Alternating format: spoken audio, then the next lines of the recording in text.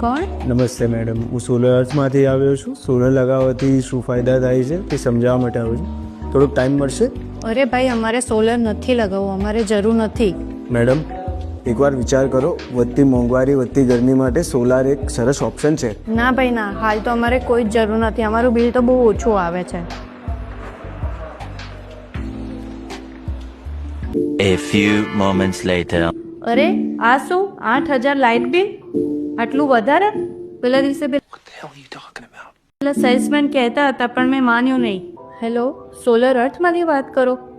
ભાઈ, તમે તે દિવસે સોલર વિશે વાત કરી હતી ને? હા મેડમ, अब आए ना लाइन पे। યાદ છે. તમે ઇન્ટરેસ્ટ નહોતો દેખાવ્યો.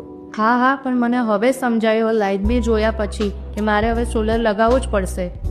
ચિંતા નહીં મેડમ, હજુ પણ તમે લાઇટ બિલથી બચી શકો છો. હું આજે તમારા ઘરની મુલાકાત લઈશ. હા હા ભાઈ, તરત જ આવો.